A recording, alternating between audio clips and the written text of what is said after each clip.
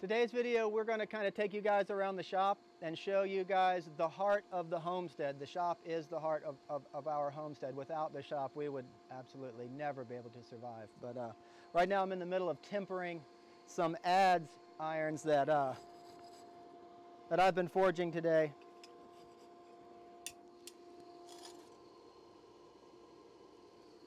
So I need to pay attention to these colors, but once we get the temper squared away, then we'll walk around and kind of show you guys some of our thoughts and the reason why we focused a lot of energy on this building right here and this purpose that it serves. Well, the purposes that it serves. Anyways, let me pay attention to this for a minute. All right, today we are going to show you our shop and kind of walk you around and kind of talk through and bring to everyone's attention the mindset and the reasoning that went into building this production facility that you can see here behind us. So when we got to this piece of property, like the term panic would be almost justified to use, but maybe we should use the term desperate. That would be a better term to describe our mindset when we got here. Desperation. We were very desperate when we got here. And because, like I said in our other videos, we didn't come here and we didn't start this project from the standpoint of planning it out thoroughly in advance and being prepared to do it. It was an unforeseen, very unfortunate sequence of events that's very difficult to explain. And that's the reason why we had to start our lives absolutely over from nothing. And so starting over from nothing is what put us in that mindset of desperation. And that is the mindset we had when we arrived here. So the first thing we done when we got here is we built our chicken house. We made a video on that chicken house and kind of talked the reason why we made it, because the chicken house was going to enable us to the best of our ability, to allow us to be exposed to food in the very near future and some form of stability. And that, in our minds at the time, we thought that was the most stable thing we could do to secure some sort of stability in our near future. Now, once we finished the chicken house, the next thing we needed was a workshop, but not just any workshop. It had to be a building that was capable of serving the purpose that we need, because we didn't just need a wood carving shop.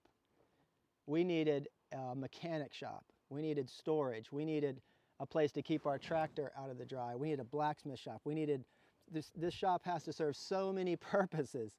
And so we couldn't just immediately start building something that was going to be too small and not serve the purpose. So we saved our money through the first winter and through the first summer until we had managed to save $1,000, which is a lot of money to be earned from sitting on the side of a rocky hill with no sort of shop or anything and just carving spoons and slipping on rocks and trying to carve inside our house on rainy days. And that's hard to produce anything that way. And so saving up $1,000 was quite challenging, especially like trying to hitchhike from here 2 hours away all the way over to the market that we were doing. So anyways, so $1,000 in the grand scheme of the, our society today, that's not very much. But for us, in the reality that we lived in at the time, that was a lot of money.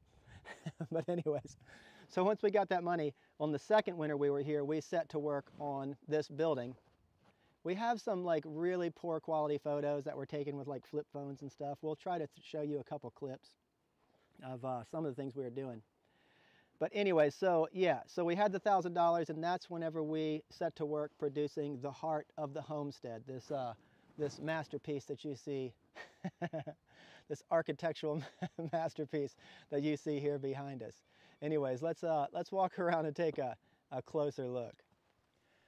Okay, so the first thing we needed to do was select a site to build our shop on.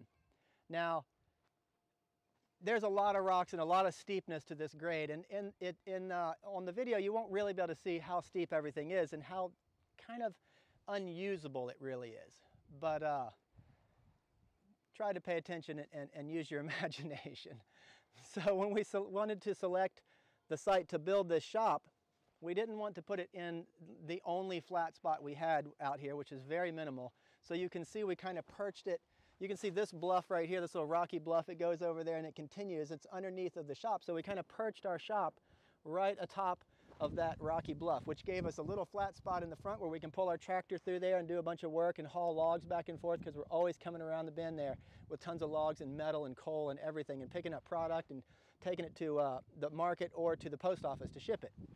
So we have this road. So anyways, yeah, we put the shop right on top of the little bluff area, saving a road here, and then saving further down another flat spot down there to where we can have like easy access to drive tractor and to move firewood and stuff like that. Now, the shop itself is 2 stories. It has a gambrel roof. There's actually more room upstairs than there is downstairs.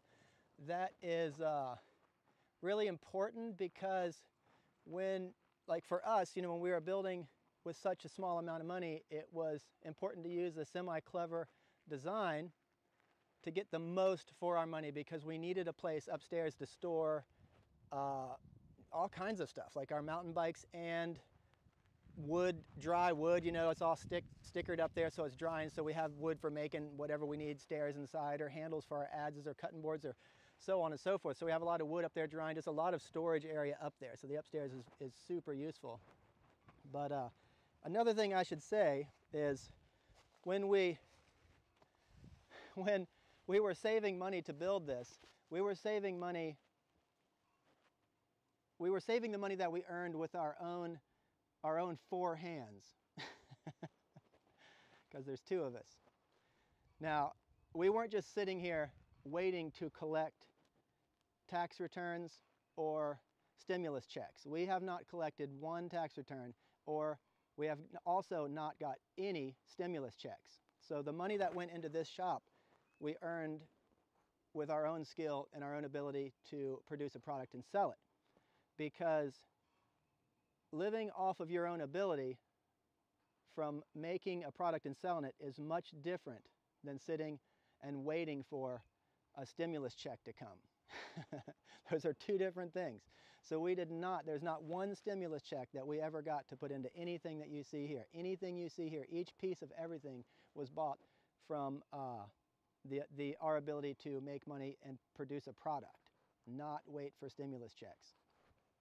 Anyways, let's walk up and look at the foundation, and we'll show you how that's put together. So all of these rocks that you see, this was really, really steep here. Super steep. Now, an essential piece of equipment on a homestead is a place to keep your tractor out of the elements, the rain, and more importantly, the UV. The UV is what does the damage. So you see all the time people with tractors just like sitting out in the field just getting ruined, just absolutely ruined. Man, it just, anyways, I won't get too worked up, or try not to get too worked up about that. So an essential piece of equipment is a shed that you can park your machine in, because without a machine, you can't do anything. We couldn't even have built the shop. We had to buy the tractor before we could build the shop. And so it's a hard story to tell. Anyways, this right here is our place to keep the tractor nice and safe out of the UV and really preserve the life of the tractor. But it wasn't here, it was all crooked and unusable. And so all of these rocks that you can see here, they range from this big to this big in this wall. This is a dry stacked wall, and these were scattered everywhere. So we picked up all of these rocks and built us a wall, and then backfilled and made us this nice level place that we can keep our tractor and keep some of our shovels and rakes and everything underneath here, and built this nice little roof, because that was very inexpensive for the benefit that it provided. You know, just a roof and a few posts. Almost no investment, because we milled all the wood, and we did have to buy the metal roofing. But it was almost no investment, or not much of an investment, to harvest such a useful element here. And at the same time, we cleaned up the whole yard and put all the rocks over here and made us this nice level spot to park. Anyways, let's take a look at the foundation. So the foundation and the floor system of this building, we have the foundation consist of really big stones that we found out in the woods and drug back with our tractor and dug them off and set them into the ground. And then we have our floor system bears on these 7x7 red cedar posts that we took down to the mill and milled up, and we cut all the bark off and squared them up nice. And red cedar is incredibly rot resistant, so it does really good in an exterior environment. So we have 7x7s that run down and bear on our foundation stones. We got some miscellaneous X bracing to hold it up. And then we have these 3 girders. That's a good way to build a floor system, because you don't have to have like ledgers or those silly like Simpson, you know, little bucket hanger things. Those things are really chintzy and they rust out and they look really bad, and they're expensive, but they're also useless. So we don't have any of those. They have a point in life. Don't let me offend anybody who's actually used those little hangers. But we don't need them here, because we have this cantilever floor system that sits on top of our 3 girders. And the floor system itself, all the lumber, all of the framing, every stick of framing in this building, we milled out of mostly red cedar, but the rafters and things are made from oak. Now, the sheathing, we actually purchased the sheathing, and the sheathing is OSB, which is not my favorite building material, but we've built a lot of buildings over the years across the country with smaller bandsaw mills, and when you diagonally sheathe the outside of the building, which is the best way to go, it just burns up so much lumber. And so it's kind of, even for poor people like us, it's not really economical to waste that much lumber. And at the time, we could buy this OSB for really, really inexpensive. And the trees around here are not really that big, and we don't like to just cut down everything you see, so we kind of like just pick and choose trees that are damaged and the top's broken out from ice damage or right away, or somebody's pushed them over. So it's not like we have an unlimited source of lumber, so we have to kind of go about it really sparingly. Anyway, so the most effective way we could do that was mill up all of the framing, and then we purchased the OSB for the sheathing. But let's go take a look up front at the porch and the insides. So up here on the front of the building, a porch seems like a frivolous waste of time and waste of effort, but it's far from those things. It's an essential piece of equipment because it's a place to rest in the shade. It's a place to rest in the rain, and it's also a place to stack things temporarily, like boards or metal, or if we're coming in and out of the rain really quickly, we can put our bikes out here to dry and all kinds of stuff. So a porch is really, really important. But and so our porch here is 5 foot out, and you can see that it's a comfortable, nice place to sit.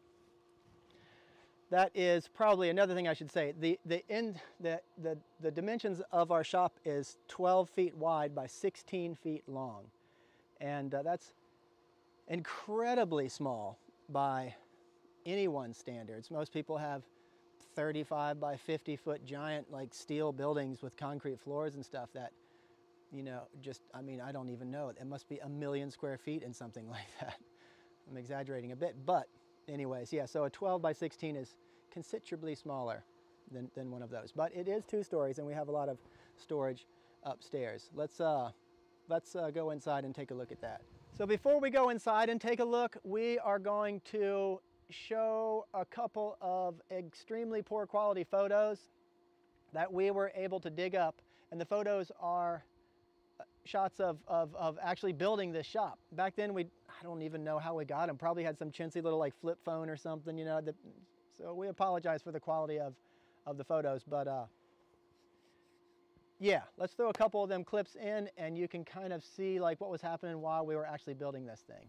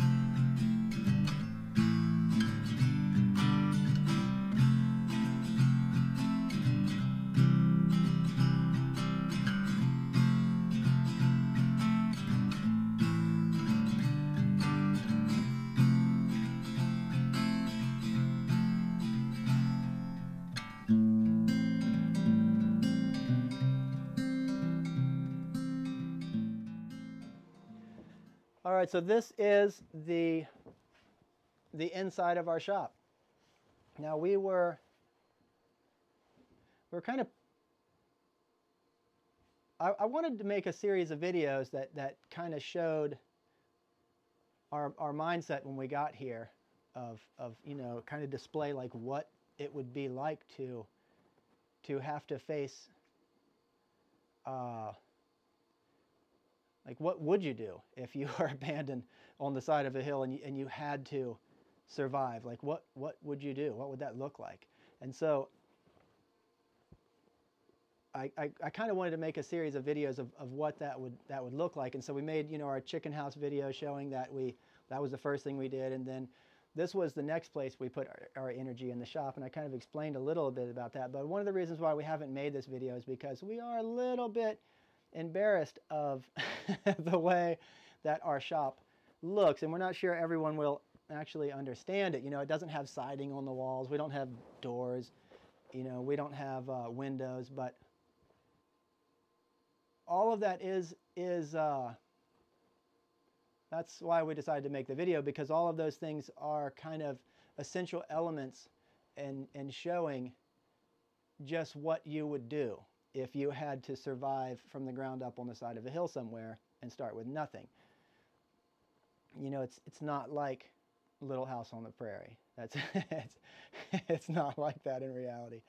And so this is the reality of the situation, and that's kind of the terms we had to come to, that we need to make this video to kind of show that this is the reality of the situation. And so we do have to work in this shop. And believe it or not, this shop, man, every time I walk up here and see this shop, I think, wow, I can't believe like how good this shop is and how empowering this shop is to us. So normally the winter comes, and the winter to us, we call it starving season, because we're not doing markets. And so we're having a very difficult time actually, you know, not dying, basically, to summarize the term. Yeah, not dying is a good one. And so that's what you try to do in starving season, is to not die. But this past winter, because of this shop, we were doing, we ate food all winter long. And not just beans and rice either. We ate good food all winter long, and we were never hungry. So that is really, really good. We also bought nice winter boots. That was amazing. We bought a lot of tools. That was amazing because of this shop. So this shop has really empowered us and really improved the quality of our lives. Now, again, we don't have doors, and we don't have windows, and we don't have siding. We don't even have siding on our house. And it shows, what would you do if you had to survive on the side of a hill from nothing? Like, what would be priority? What would be like the needs versus wants? Yeah, you want windows and you want doors, but you don't need them. You need tools. You need the ability to earn money. You need the ability to not starve to death. And so things like siding and windows, they can come whenever. But right now we have to focus on our ability to make more product, a higher quality product, and a higher volume of it. That's what we need to be able to do. And to do that, you have to have tools, and you have to have a facility. So right now, this is our do everything shop. But over down this way on the side of the hill, we have started a blacksmith shop, but we haven't really had a chance to get down there and work on it because we've been so busy just forging all the time. Every single day is taken up with forging, and trying to keep up with. We've been making so many adses. Now, a lot of you guys are familiar with our channel will know what an adze is. Let me grab one real quick. And these are what we're making. This is a bowl carver's adze, and we use these for carving bowls. But we've been making a lot of these things and shipping them all over the world. I mean, we ship them to Poland and Germany and Japan and France and everywhere. Everywhere you can imagine, people buy these things. So all of our time recently is spent forging, which is good because we have had the ability to actually save some money to put into our blacksmith shop, but we haven't had time to get down there and to work on our blacksmith shop because all our time is spent forging, which is good because blah, blah, blah. So we have the money to do it. So soon we will be able to branch off, and we will have this more dedicated to wood, and then a lot of our tools and everything will be down there, and that will be 100% dedicated to metal. Anyways, at this point I feel like I'm rambling on a bit, but anyway, so we just kind of wanted to make this video to show like the kind of reality of what you would do, you know, and surprisingly to us too, because it's not like we had a plan like, oh, this is what I would do if I had to go pioneer the great outdoors. I mean, you know, we wasn't thinking about that, but we had to think about that because it became a reality, and turns out this is what we would do. We would build a shop like this, and we would work in it, and it wouldn't have doors, and it wouldn't have siding. It would have plastic nailed up on the windows, but all in good time. Eventually we'll sort out all those little minor details. But we're going to get back to work and finish up the ads they're working on. She's making a bunch of leather cases over here for our adses, so we're going to get back to it, and we hope you guys enjoyed this video. We hope it made some sort of sense to you. Anyways, all right, thanks for watching. We'll see you next time.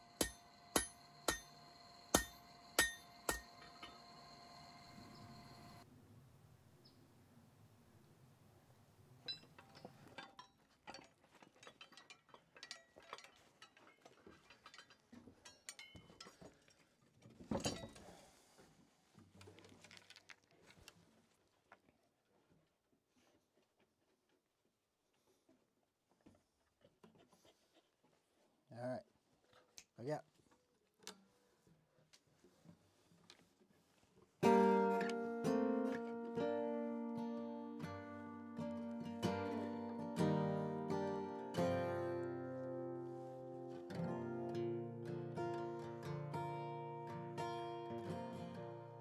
I've been thinking about the highway again. I know you're dreaming of that blue flower dress, oh, but I know we can't afford things like that, not quite yet. But don't hold your breath.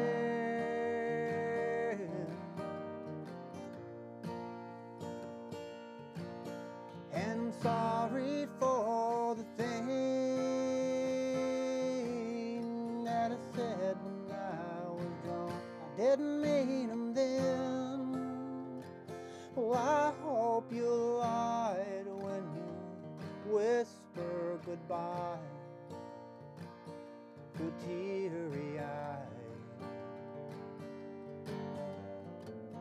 Fighting off my demons, but they're not quite dead. With a single barrel shotgun and Johnny Walker Red. But when the bottle is empty, hold the guns to my head, and I regret every step.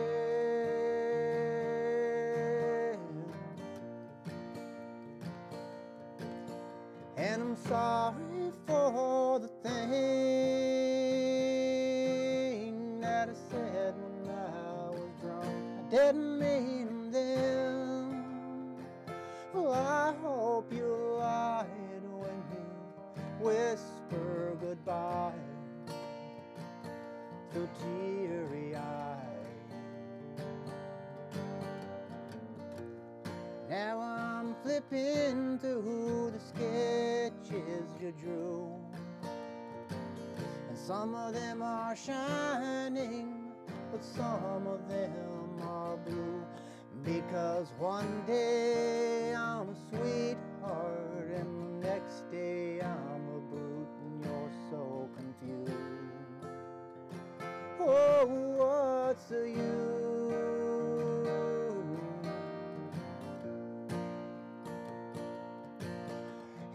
sorry for the thing that I said when I was drunk. I didn't mean them.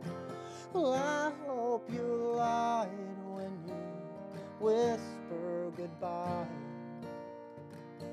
through teary eyes.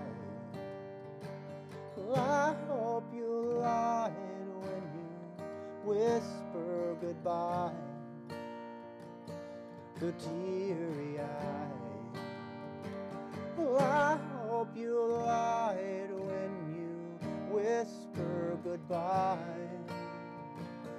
through teary eyes.